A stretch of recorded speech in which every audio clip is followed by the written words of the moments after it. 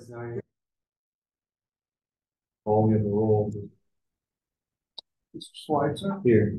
Hellman, Present. Patterson, Mr. Marvel, Here. Crapo. Here. Mayor, your Mayor second.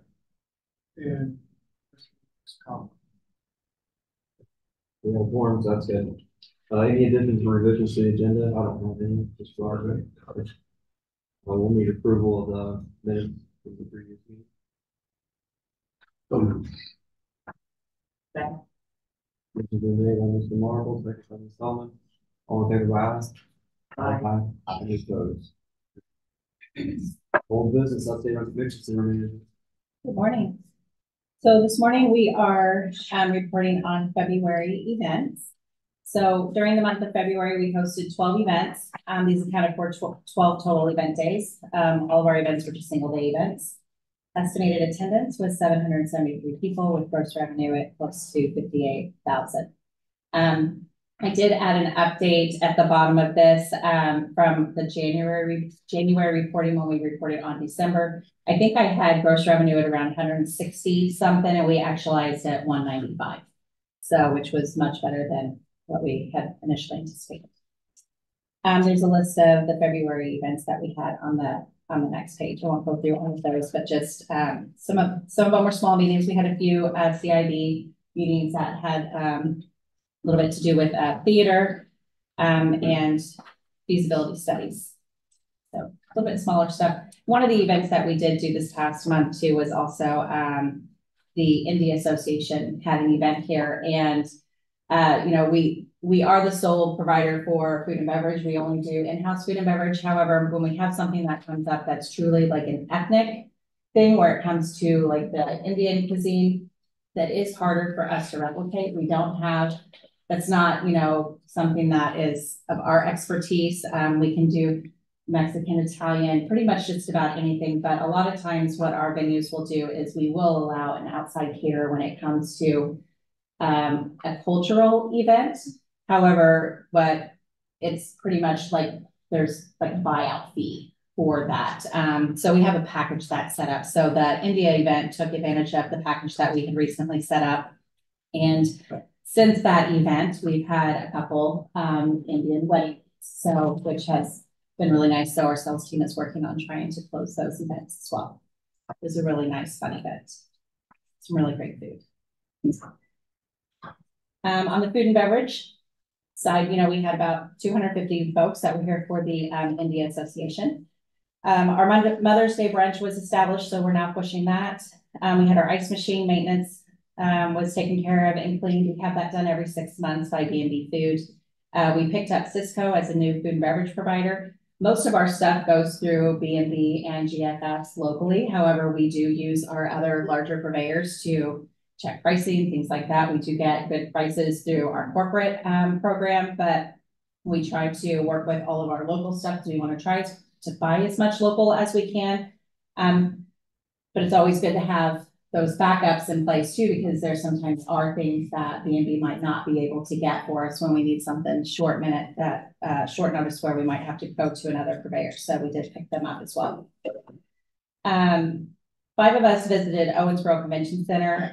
They have an annual self-produced event that they do every year. It's called Porky Cuisine. So several of us went down to that, and a few of us from the food and beverage team, so that we could sit down and be a guest of theirs. That's one of our sister buildings, and experience the event. And so we came back, and it's an event that we think that we could put on here. Basically cocktails with a 5-course meal that we're working on putting that together and maybe producing one of those this summer.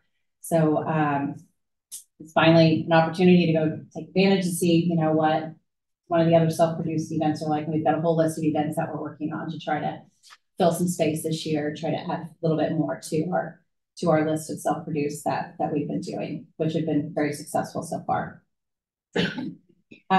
We met with Officer Clifford with Excise.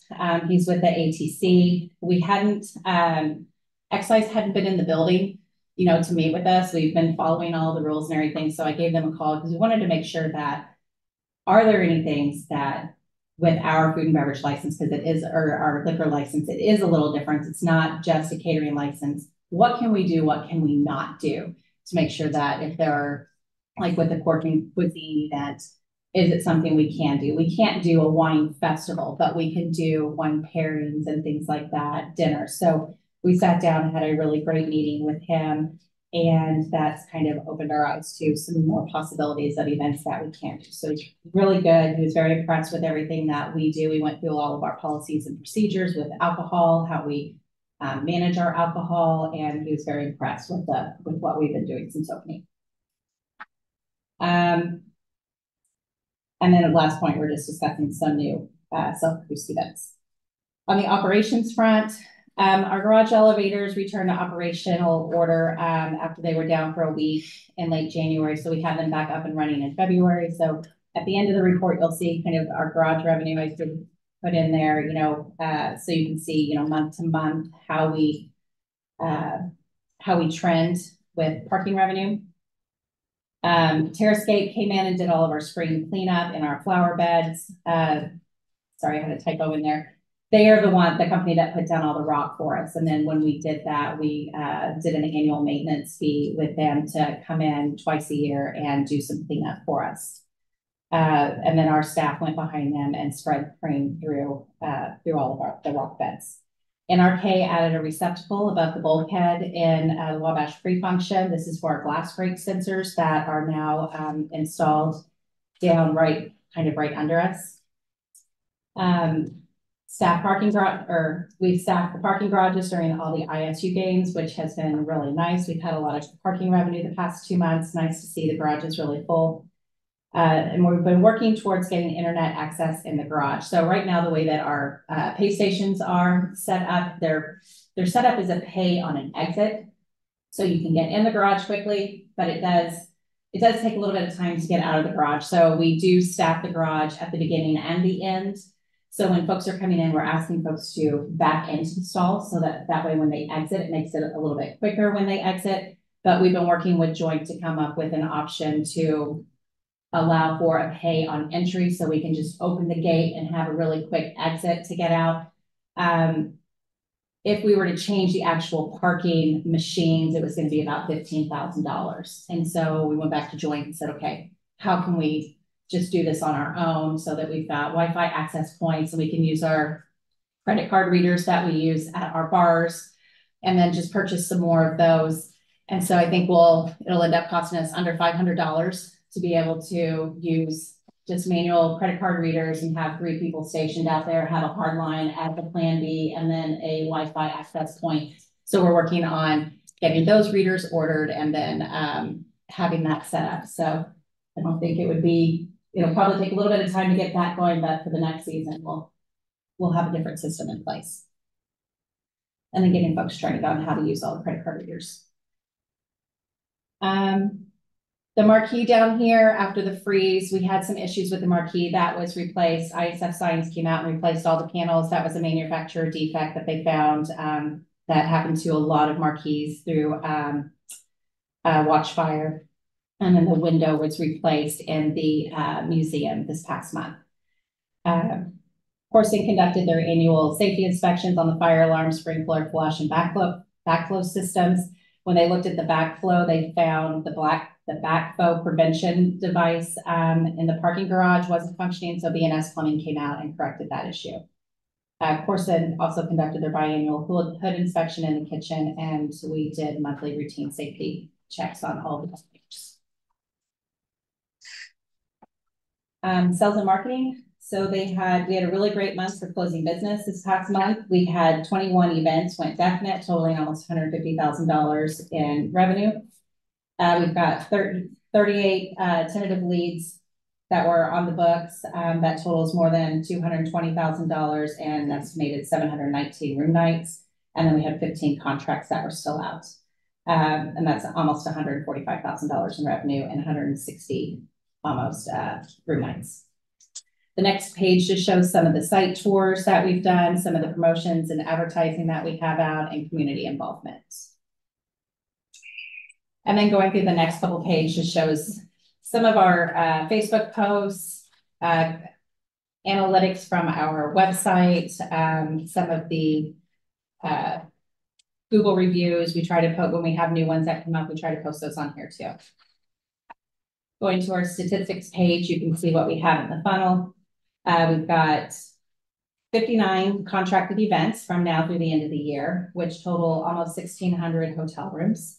Gross revenue is close to 400,000 in revenue with 13 contracts out, another 142 hotel rooms and 122,000 in gross revenue, and then 24 proposals out for the remainder. That's just for this year.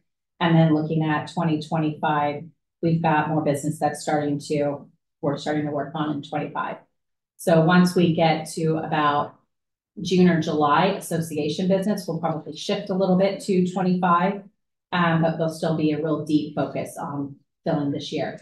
We found over the past 2 years, we get a lot of short-term business. So the middle of last year, I was a little worried about where we are, but now kind of understanding, you know, the booking window that folks are booking in, I feel like we're right on track. For the tentative proposals, the 24 number of events, are those kind of winter or? It's anything from now through the end of the year. So I didn't break it out as to how many each quarter, but there are, I think we've probably got about 4 for April that are sitting on here too. So there's tentatives in every month. Yeah. And it's anything from meetings to weddings and small conferences. So just various types of things. And then the event stats, regular stats that I've done every month, the February stats, and then the year over year, you can see gross revenue where we've been year over year. And I'll just keep adding to these. I did add monthly parking revenue and tracked hotel rooms consumed by month to the last page so that you can see where our garage is a little bit heavier. So you can see what months where we've got the higher parking and what months we're down a little bit. Haven't really found that trend yet. It's kind of all over the place for the past 2 years. And I think after a few years, we'll start to see where we truly do have the high months and where we have the lower months. With the hotel tracking, I've been working a lot with Karen with the CVB, and they are going to implement a CRM called SimpleView, which is it's a booking software that most destination management companies and CVBs utilize, and this helps us specifically for hotel leads. So right now, when we get any piece of business that we work on, we ask, do you have hotel rooms? Because we want to try to drive that hotel room business, and we want them to look at getting their rooms early. So we're sending those leads out, but we might not know, you know, what the pickup is, how many of those rooms are really being booked.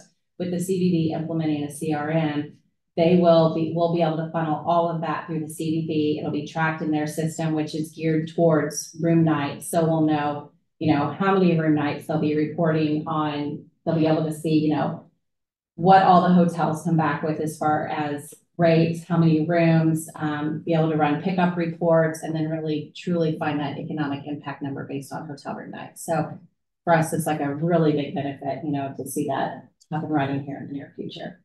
So I can see these numbers probably increasing quite a bit once we have an actual system in place that will help track those. We're doing what we can to get the numbers we can from our moving vendors, but I think that will be more beneficial. Any questions? Questions, comments, concerns? No. Dave, you got any questions? No. Okay. All right, moving on. 7.2, update on the budget cap for symbol. Thank you for the board. Kyle sent out an updated project cap flow a couple of days ago to review. A couple of changes from last month. Based by recommendation, we did add a couple extra line items. Added a theater utility cost. So keeping track of that. We also included a museum operating cost line item. That'll be shortly, so we put a line item for that to account for that. We updated the operating account transfers. Some additional information that we received. Always trying to keep that as current as possible. So based upon those changes, you can see pay monthly cash flows remain part of the year. That can answer the question. Any other recommendations, like to see happy to implement? Questions? Thank you for the breakout on the operational cost of the museum, but especially the utility cost of the two. That helps Chris, especially in the discussions that he's had with that project. For these? Okay. Thank you, Jason. Update on the Larry Burton Museum, Mr. Marvel. Thank you, Mr. President. Actually, the museum project has become quite a bit more than what we thought when we initially talked about some of the items from Greg's collection coming down here in 4, 5, or 6. It's now all 100 plus of the artifacts that he and Larry have swirled away for all these years. But heading and helping us collect all those and getting them placed in the right areas. You know, we have zones as you come in. It's the beginning of his career from Spring Valley down there, but helping us around that large circle of his career has been Mark Madursky. He is our owner rep, and he's been here a time or two. Yeah. But for those of you who don't know him, Mark has, I jotted a few things down here. Mark has over 50 years of experience in museums and nonprofit organizations. He's managed or been employed by 3 museums, including 2 motorcycle museums, and that, of course, is his passion. Yesterday, he had on a nice Triumph. That's right. Yeah, he loves motorcycles. His focus over the years has been interpretive exhibition work, in other words, museums that tell stories, and that's what we've done here in this museum, as a story about Larry Bird's life. He's helped us locate and vet firms that deal with exhibition design, fabrication, and media development. He says he likes this project because there's a few stories that are really, truly amazing about Larry Bird's life and times. And that collection of objects that Bird and Greg Gibson wisely kept for decades lend a great deal to that end. So I'm going to let Mark say a few words to the board here and to the public, if you will, Mark. Sure. Yeah, good morning. Good to be here. We're making progress downstairs. It's a time of refinement. But I did want to say there's in a professional museum project, there's kind of 5 key pieces. As John mentioned, the artifacts for this project are really important. I'm sure that when Larry decided he didn't want all this stuff, the basketballs, the shoes, the jerseys, and toss them to Greg Gibson. That's the story I've heard. Greg didn't even know how important they would be someday, that there would ever be this opportunity to do a Larry Bird Museum in Terre Haute.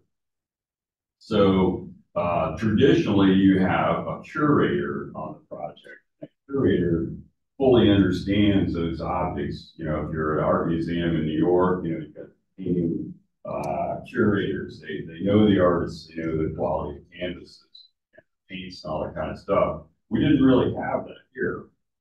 So it's been kind of a team effort. Shelley Keene's played a key role. Gibson, when we can get his time, was telling us about the objects. We're through a phase of captioning, as John said, about 100 objects that'll be in really big, nice showcases. A lot of light coming from. There's no shelving in there, no obstruction. But so after the curator, you need to find an exhibition design firm. So they are going to explain with their drawings or concepts how the story is to be told. Is it an object you built from? Is it a photograph, piece of motion picture footage? What's going to best convey the object? How are the audiences that come in, whether they're 5 years old or 50 years old, are they going to interact with all this stuff? Are they gonna use it properly? Are they gonna understand how to use it? And speaking of baby boomer parents that can't work electronics, what we've got in the museum is a lot of different grades of opportunities for people. You can look at a photograph or you can work on a screen. So the exhibit design piece is really important. Then you need a fabricator, because the exhibit design firm doesn't tell you to make it out of steel or plastic or wood. They just say, we want it to look like this, function this way. You figure out how to build it so it's durable and does this job. Then you need media people who can go out and source images, footage, videos, film, all this kind of stuff, and assemble it. And then you need fourth, an electronics firm that can run the cable, put in all the componentry that's going to operate it all, and make it work nicely and John durably for years to come. So one of the most exciting pieces, it just brought a permanent grin to my face for about 10 minutes. Boston Productions is doing our video work for the Larry Bird Museum. And about 4 or 5 days ago, they sent us the most recent draft of the video that'll play on the big screen that shows through the window toward Wabash. And I've got that pulled up if you'd like to show it. I don't know if that's legal. Just kidding, you own it. Anyway, yeah, if we have time, we could look at a piece of it. But to me, it's riveting. It's like watching the game last night. Just put you on the edge of your seat. But it shows all of Bird's, wonderful work as a team player with his guys on the court. So, along with the signage that's out front, the electronic signage out front, we'll have that video. I think that's about a 12 or 15-foot screen that'll show you through the window. And so, especially at night, it'll be pretty stunning to drive by. So that's the great new news, the latest piece to come together. And I just want to say, this is a really unique project. Everybody in the room knows that you guys can work with the Larry Bird story here in Terre Haute. It's just really important, because if you go downstairs and read, like I was rereading everything in the room yesterday, the guy was just amazing. So it'll truly be another piece that keeps Terre Haute on the map. Well, have any questions? Thank you, Mark. Thank you again for your work on the project. The draft, go ahead and show that if you want to. Do we have time for just a quick snippet? Yeah, mine's about 10 minutes. All of it does.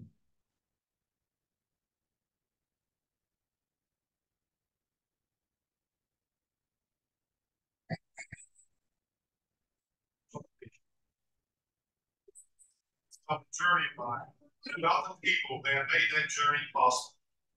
I'm talking about the family, friends, coaches, teammates, rivals, a lot of serving folks who have helped me realize my dreams.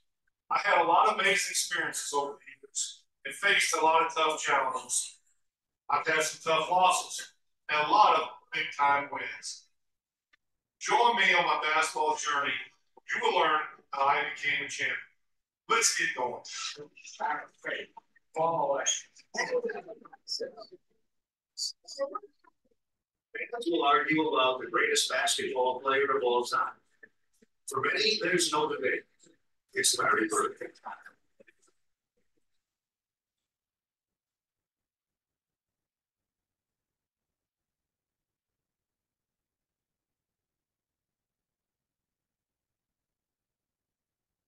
Imagine a guy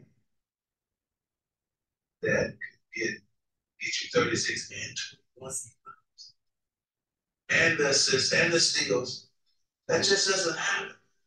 And he's not fast, he's not athletic. I mean, that's the ability of Larry Bird.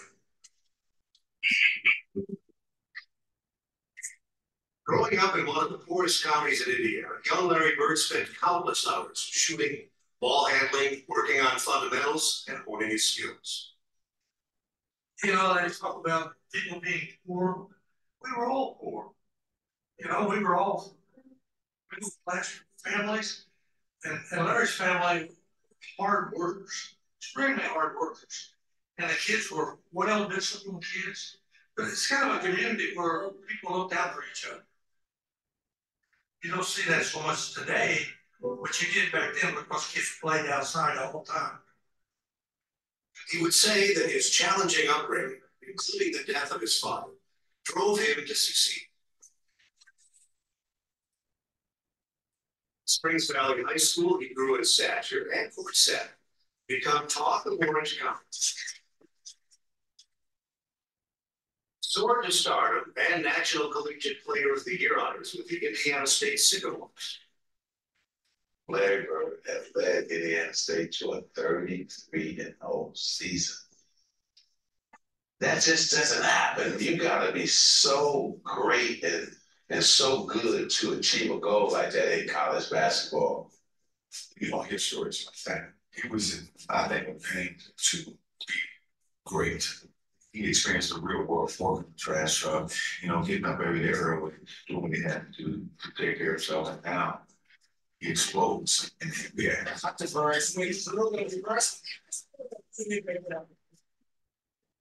A year later, he was voted NBA Rookie of the Year for the storied Boston Celtics. But to become the GOAT, everything would need to click. Was it his exceptional shooting? Or maybe his pinpoint passing? Was it his defense and rebounding? Or maybe it was his MVP dedication, or soon, his NBA championship rings. Then, maybe it was his non-stop competitive drive. Any way you look at it, in every aspect of the game, throughout his career, Larry Bird worked, drilled, and willed himself to become elite among the elites. His overall basketball IQ was unmatched. Larry Bird had a photographic memory. It was absolutely brilliant. It was the ability to capture the moment where everybody was. Then he could see them moving where they had to move. He looked at me and goes, just run, I'll get you the ball. I went like, okay. And, you know, because that was how you beat the post, put a little side spin on it and stuff. And he was just clever. So with that little back pass, I went like, just this incredible act of how you ought to play, you know, without basketball and move and so forth, and you know, and get the ball. Opponents said playing against him was like beating an intense chess match. Only Larry would force you into the wrong moves. So he made the right ones. Time after time after time. Checkmate. Absolutely fantastic. And he could predict what was going to happen. Bird had the ability to score from virtually anywhere on the court, which led to his NBA career scoring average of better than 24 points a game.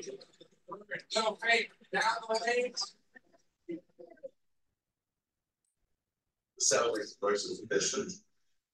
And all of a sudden, Larry Bird pulls it up and shoots a left-hand jumper. A left-hand jumper? Who does that in the semifinals of the playoffs?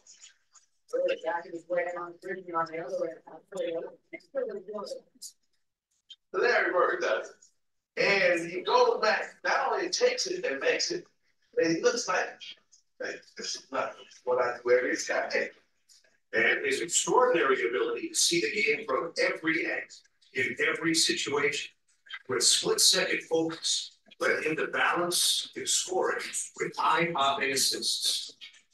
Larry Bird's task was the personification embodiment of anticipation, of figuring out what was gonna happen. It didn't. It's a bird. Bird on the baseline right next. Well, what? We are birds in the hill. I jumped in here. Go to the works. Back to Bird. Larry, stop. Jumper.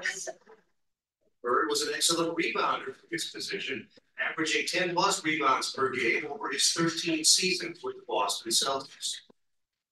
Larry moved beautifully for the rebounds. Larry would make the calculations in his mind where that ball's going. And then while everybody else is standing there, he's moving on to the ball. He was a solid defender, earning 3 all-defensive second-team selections.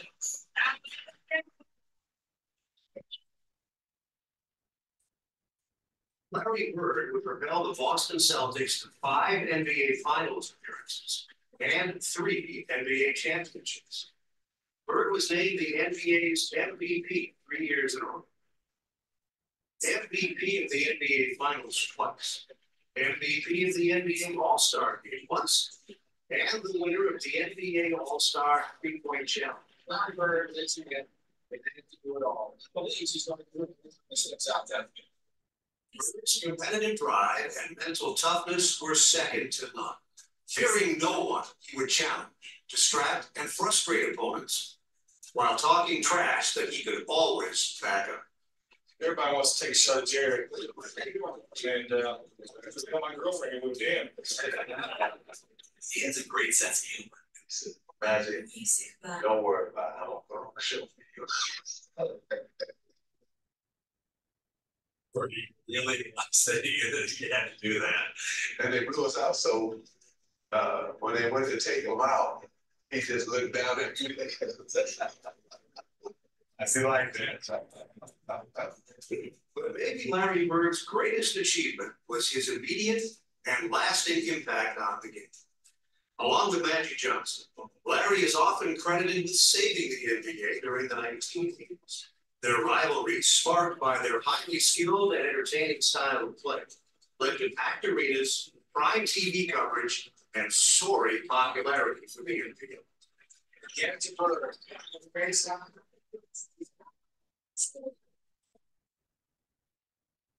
Deep appreciation for his humble beginnings in small-town Indiana, a strong work ethic, and a rock-solid loyalty to family, friends, and teammates would inspire and help define Larry Bird's storied basketball career. Put it together, and you can see why this self-proclaimed kid from Frenchland would become Larry Legend, NBA Hall of Fame, and for many, the greatest of all time. Never, ever.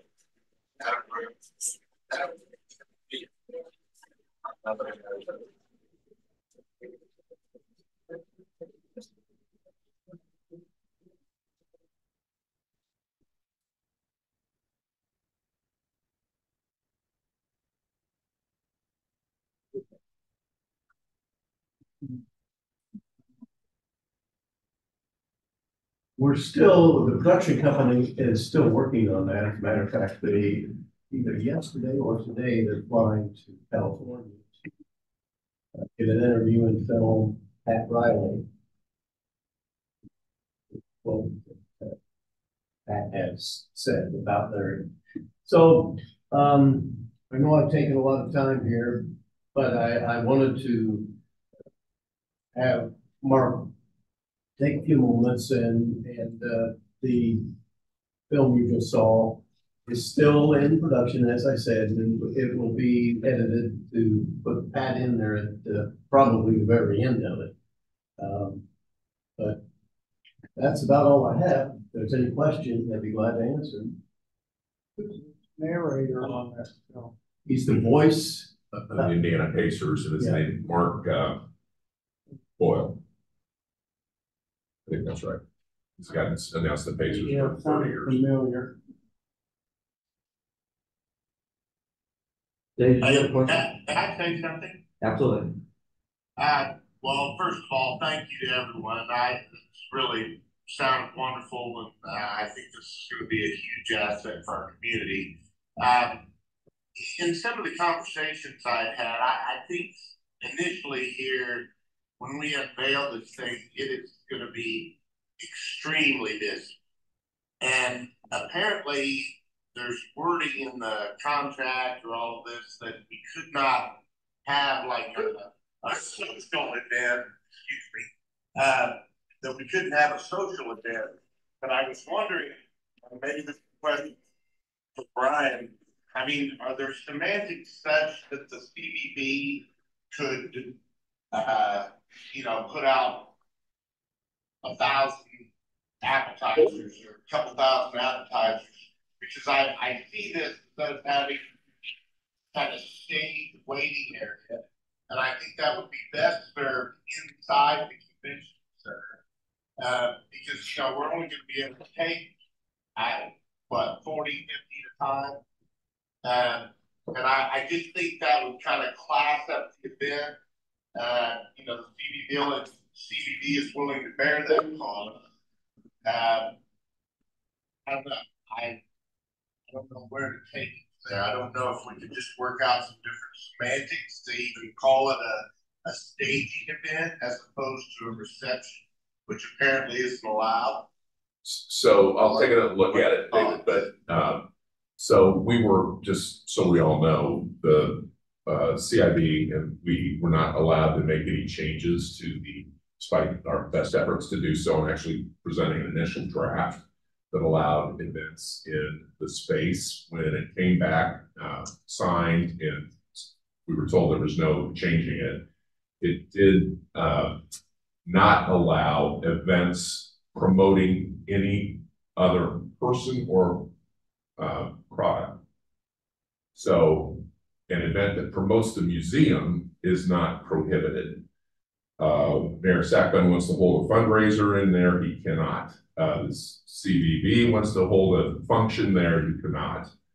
But that's not my wish at all. I'm simply wanting to. I'm just telling you what the contract says. So there's nothing that would prohibit an open house here that promotes the museum and has, I wouldn't put them in the museum, but has appetizers, that kind of thing, as long as it's just to promote the museum. Wonderful. Okay, Tennille, we'll work those details out, but I think that's important. Because if the weather isn't great on that day, I think that makes or breaks the event, quite frankly. So, well, that's great to hear. In order to get Magic Johnson to say anything about Larry, we had to guarantee him that we would let him know when the opening was so that he could be here. That would be terrible. Magic Johnson and Larry Bird in the same place. Yeah. So I don't think the weather's gonna derail. Yeah, that's good. That's good. Yeah, to go along with what you're saying, David, I think with those two superstars here at one time will be huge. Yeah, no question. Mayor, we may want to have a conversation about, traffic planning with Board of Public Works, law enforcement. I think this is going to be bigger than anyone can imagine. Yeah, we have so Kevin Barrett went ahead and did some draft planning. We have a tentative number of officers that we think we're going to need. It kind of matches the downtown Eclipse Festival. 2 street closures. We'll pre-do the form, so that way we just need the CIB, president of the CDB, to put their name on it with the name of the event. But we've got some draft paperwork done for it. Obviously, date finalization we're waiting on, but I know from a public safety standpoint, Kevin Barrett's already started to plan for that. The Eclipse was a good exercise for that staff, honestly. True. Yeah. I'll circulate a summary to by email of what can and can't be done at the facility surface. Thank you. Just a couple comments that I can remember back in 2016, 2017, when the food and beverage tax conversation started. And Greg was a huge proponent of that conversation and pursued donating the land to us, as well as the Convention Center in the Warrior Museum with all of his artifacts. So for the past CIB board members, the original, and the people that have came through, appreciate everybody's service to this board. and the enthusiasm and commitment to making sure this museum came to fruition, because there were plenty of times we had some tough conversations about rising costs, going through COVID, all those things, and we stuck with it. So I think it's a great project. I think it's something, you know, Indiana State University is going to be proud of, the city of Terre is going to be proud of, Boston Celtics are going to be proud of. That's going to be a place for people to land and come visit Terre Haute, just another reason to come to town. I've had this conversation before as CIB president there. I don't know about you guys, you know, but that thing is the most questions I get from people from out of town. All the time, people emailing, wanting to know what's going to be open, or if we can they can get a private tour or things like that. So even a bus company from Missouri that was traveling to somewhere up in Michigan, out there or something, want to know if they could stop here with a whole bus to go through the museum. So it's a significant project, and I appreciate the follow-up with CIB. So thank you guys. We get a lot of calls. Yeah, Or good. for taking email addresses. So any other comments, questions about the museum? All right. Moving on, the Indiana Theater, had a phone call today with Green Sign Company. Mayor, I have to get with you. There's 2 dates they've given us, to remove the Indiana Theater sign, either April 8th to the 10th or April 27th or 22nd, the week of that. There'll probably have to be a lane closure. Definitely 22nd, the 8th is the eclipse. Oh, yeah. So we can't. So there'll probably have to be a lane closure, south lane of Ohio Street, and potentially a lane closure on 7th Street for a couple hours. Kevin Cooper is going to come on the 24th and bring a presentation. They're about a little more than a third of the way through their feasibility study. Took me a little bit, but I finally got historic landmarks and Tommy Kleckner to give us a letter of support for the sign removal.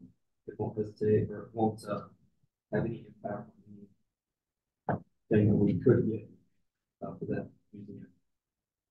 Still working on getting theater cleaned up.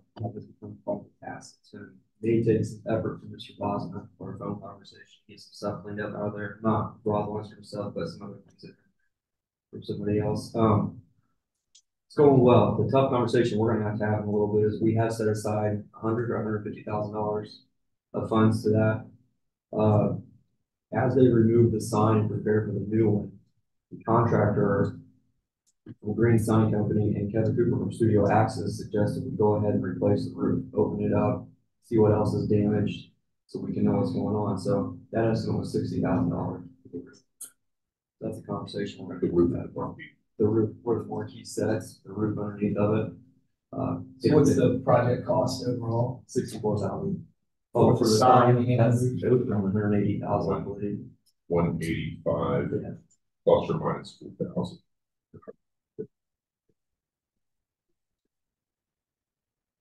So Green Sign Company is replacing the sign, the frame, putting the Indiana back on top of the sign. Replacing all the lights underneath with LED lights, and some of the fascia around the roof has already been ripped off for other people to look at. When Green Sign Company is there, they have the opportunity to remove all of that. Pretty good one at no charge. Open that up to make sure things are okay. To me personally, the marquee and the exterior of that building is probably the most significant thing right now that we can improve to really bring it up to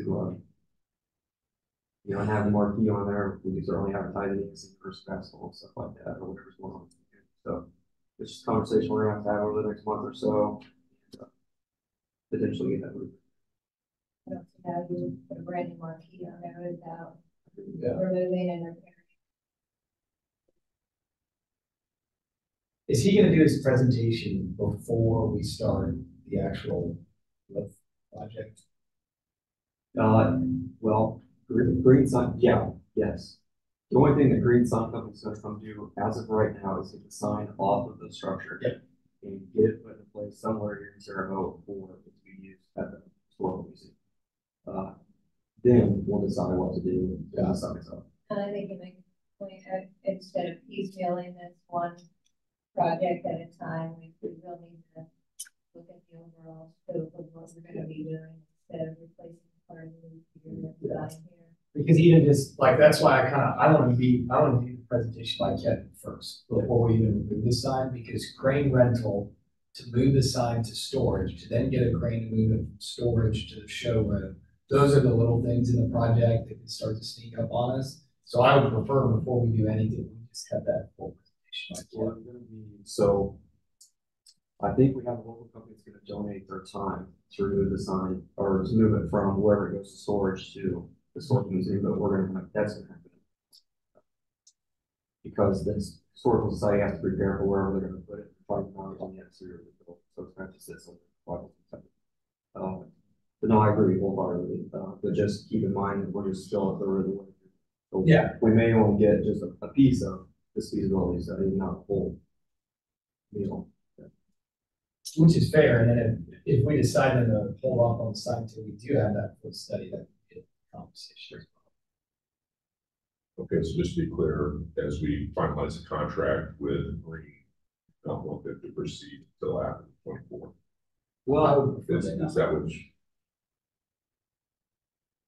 we gotta be careful here because they're booking things right now. And I don't wanna get too far down the road because the CDB did donate the funds to do this and they're expecting this project to be done.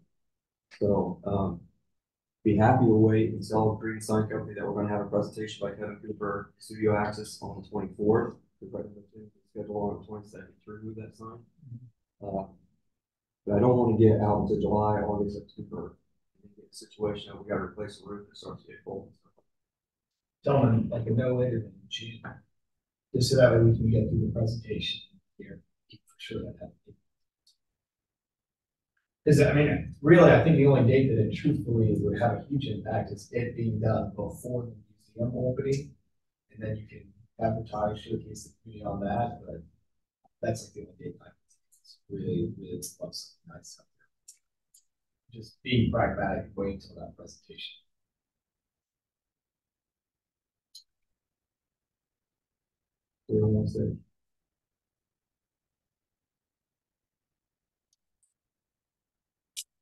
I agree. Like going an overall plan of everything before we start. We all recognize it's going to be a big expense there, but I feel like we need to have a more comprehensive plan than just removing a sign. Right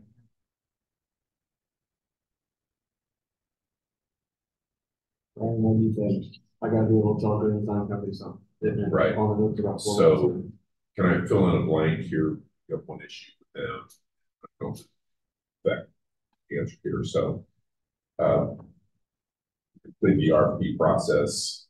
We're waiting on the Indiana landmark sign because of concerns expressed last time. So, see that last week, got that to Green Sign, finalizing their contract, which was the exact amount was $185,0950. And then we had required in the RFP that they also give an ad alternate for a 3-year warranty. With my experience with a specialty item like this, at the 1-year warranty, 1 year, 1 month. So they responded with a warranty, literally said add alternate warranty bond, $4,617. So that was a great price. When I asked for a copy of their warranty bond, they said, well, send us a draft. I sent them a warranty bond that we had done on other projects. They got back yesterday afternoon and said, oh, we know what's going on here. That alternate was for if the CIB was requiring a payment and performance bond, which the RFP clearly said was not required. So now we're down to, are you going to give us a warranty bond for $4,617 or are you not? So I have not heard back from them since I sent them the email last evening that said, you know, what's the story here? We want a warranty bond. Said $4,617. So anyway, that's the last piece. I don't know how that'll work out if they say you can't do a warranty bond. They might not be able to get insured, give a warranty bond for $4,617. RFP said written warranty is an alternate that the CIB can accept. We'll work through that. I'll work through the present. As far as waiting, I mean, do this. Their RFP was good for, price was good for 60 days. It has been, 60 days will warm before. Probably. So, I mean, it's up to you all. I don't know, acquainted with the project, but I don't know that the removal and restoration of the warranty is going to change what happens. It's going to go off, right? Bid this essentially through an RFP and standalone project, knowing that it.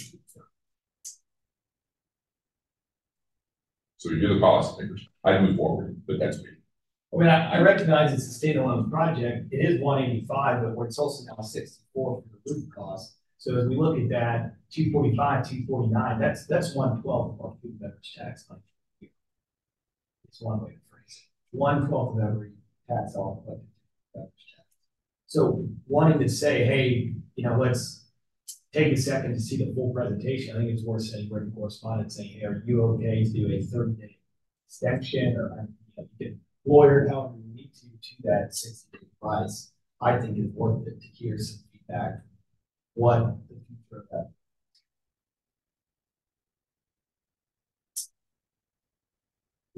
Have that conversation here. That's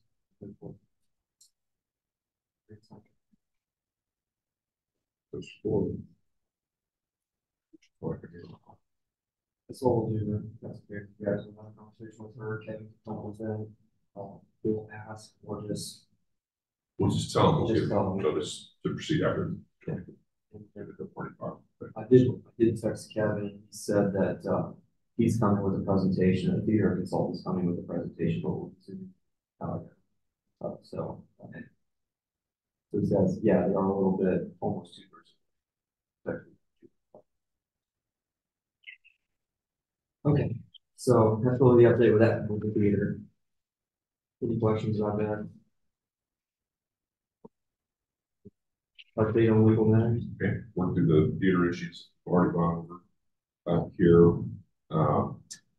We continue to work with Mark and with Terry and John regarding performance consultants on the museum, and at the point in the project where fun stuff is over and now we're down to resolve problems. We're a little concerned. Concern was expressed yesterday from Hilferty about BPI's production costs, which have been smoky, to say the least. So I'm working through an audit of those. I talked to Mark about it after the meeting and see what we can get out of Hilferty. I'm not pleased that with Hilferty's tracking of honestly BPI's costs. There have been a lot of oral approvals that haven't been evidenced by change orders. We have not had that issue with Ravenswood. Every change there has been a formal change order that we've prepared. So we're working through that. We circulated the amendment to OBG 360's management agreement regarding calculation of their incentive fees. That's in the process of, it's already been signed by you all and approved.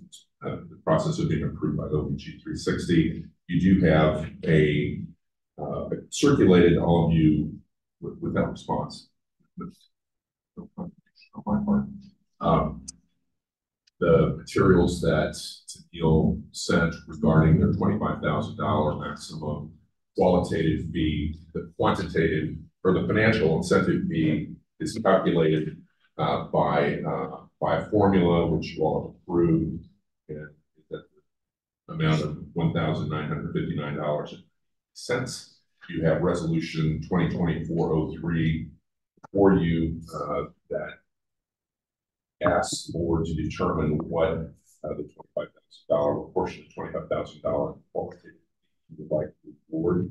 We'll insert that in the resolution once you decide what that is. And that's about it on my. Move into the new business. So 2024-03 is resolution for for OVG 360. Brian and I spoke yesterday about a number. But I felt like it was best to have a conversation on the whole board. To fix that. So, Neil, Brian, you guys kind of want to talk about how this. Neil, said he was. Sure. So part of the management agreement for this particular qualitative incentive, it's based on a few different factors. It's customer satisfaction, achievement of economic impact goals, annual events, fiscal goals, community stakeholder involvement, repairs and maintenance, and quality of management and operations of the facility and food and beverage services. So what we did last year was the agreement was very open-ended. It was that the facility, OVG corporate could receive up to $25,000 in incentives based on these bullets. And so last year, what we did was we came up with, okay, well, what's more important? What's most important to you out of these things? And we came up with a scaling system. So that way it wasn't just let's just throw a number on the table. That way each one of these bullets had a percentage that we could meet in each one of those categories. And then the last thing that we changed on that was the customer satisfaction metrics. We further reduced or further kind of dove down into that and did a scale on the customer service. This is one of the things Terry had requested, so that way if customer service scores were like at a 4%, it wasn't scored at a 0%, because it was lower than where we were the year before or something. So we came up with a little scale for that. So basically each one of the metrics that are on there, and you guys can change the percentages. This was basically an Excel sheet that I sent out. You could change the percentages on however you wanted. Pretty much what we figured last time was that the top two was the customer satisfaction and achievement of economic goals would be both 20%, and then everything else was at a 15%. So you could go through and you could say, okay, if customer service was 20%, maybe the next tier down was 18% or 15%, then you just fill in the percentages and that kind of gives you an equation. So we try to keep it as simple as possible based on some of the values that were in the management agreement.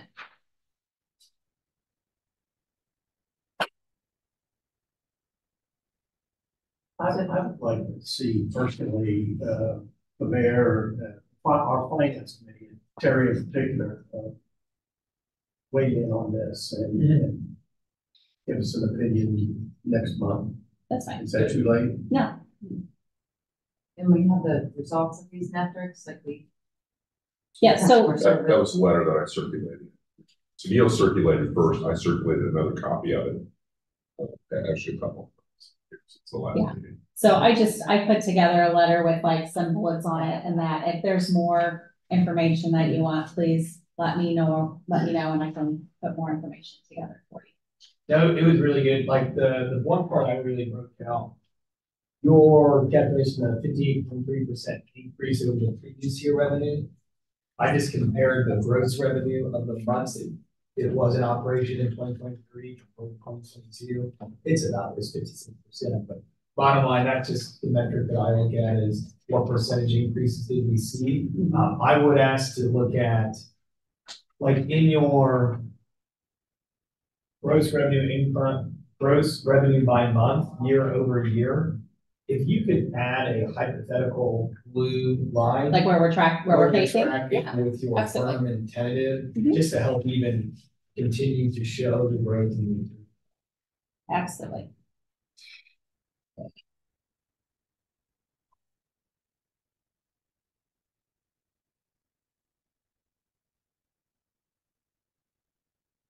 I will work on that this week, and then I'll send you what a snapshot of that looks like. And then next month I'll have that in this report. Thank you.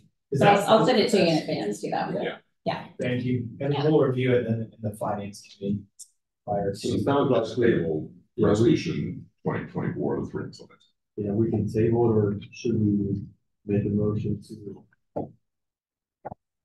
Just make a motion that when you tell us. Then come up with an Yep, so I make a motion for resolution 2024-03, move to the finance committee for them to provide recommendations. That's it. I'll second. All in favor, aye? Discussion item. Yeah, sure. Okay, just back on my customer satisfaction survey, because there's such a low response rate at 47, which I know is normal. Are there any other methods we can look at besides just those surveys that you send out, Google reviews, you know, any? Yeah, we can pull, so our Google reviews are open to anyone, so we can pull, so we can pull our Google reviews and put that equation in there, because it'll always tell you, you know, like where we're sitting. And then our customer service surveys go to our actual meeting planner. So that goes to the person that we've been working with and how they feel the overall event with. Because they're the main person that we're in contact with, we're detailing with them. Their opinion matters, you know, to us. Well, and I feel like in Also. fairness to you though, if you've got such a low response rate at 47%, there's something, because that's so weighted on what we get, it's worth consideration. Absolutely. Anything else? Motion was made by Mayor Sackman, seconded by Bernice Hellman. All in favor, aye? Aye. Any opposed? Anything else, Mr. Miles? That'd be for me. Any other questions or comments from CIB members? So just from the finance committee, closing out our meeting, we made a motion to review all professional services contracts in the month of May. So then we'll work with Jimmy Lee and the rest of the county staff to get copies of those contracts. We fully acknowledge that the CIB has a lot of staff augmentation that's needed for a lot of these professional services, but we just completed our review of the city and found a lot, made some changes there. Outside of finance committee, but very CIB focused, the city is going to move forward with a DORA, designated outdoor refreshment area. Thankfully, our state legislator, not this session, prior session, made that legal. Layman's terms, you can have a beverage, an alcoholic beverage outdoors in a kind of not fenced in, but designated area, which we're looking at doing in downtown. It's the brewery district as well and connecting the valley. So 2 city council members are working on that map with downtown Terre Haute. Why does that affect the convention center? Well, as you know, we close at 6th and 9th Street a lot. The outdoor festivals, the rally, the valley events that we've been we've gotten a lot of positive feedback. So we're just looking to incorporate that, make it beautiful here. A lot of communities are pushing for the DORA across the state. I think 6 or 7 have officially done it. So we'll be on that list this summer. I've got that where I come from. That's a question. Yes. Is there gonna be an opportunity to ask questions about like liabilities and how that works, with alcohol, Yeah, leaving buildings and? we're gonna do it Okay. for downtown Terre Haute. Okay. Get the business owners in, specifically the ones who deal with liquor and beer, and then bring in outside. Like I use a lot of what Noblesville does there. There's one. And we're gonna follow his kind of customer engagement process with business owners. But we're at least at the earliest 90, 120 days out, because we have to go through all the business interactions. Okay, a couple things. Want to clarify on the eating at theater. Just a reminder that we're not taking all this money from food and beverage tax. That $185,000 bill I invoiced to CBB and they pay for that. So we're still only taking $60,000, maybe 70. Yeah, ready. Yeah, very, very much. And then with Green Sign Company, if they remove the sign, we're still 60 to 90 days before they put a new sign up or anything like that. So just clarifying that. Also, Dave is on the phone. This could potentially be Dave's last meeting with us. They'll have a tough decision to make on who they appoint to this board if Dave steps away. So Dave, we just want to thank you for your service to the CIB if this is your last meeting and appreciate all you've done for the city of Terre Haute and Vigo County. Well, thanks, Chris. I was going to end this by saying it's been an honor to represent this community and be a part of this board. really, 30 years has gone so fast, it's amazing. So thank all of you in the room, and good luck in the future. I think really the best days are yet to come. Thank you, Dave. Thank you, Dave. All right, thank you, David. Any other questions or comments? Next regular board meeting is April 24th. See, do we have to make a motion? We'll see you guys. Someone- Right.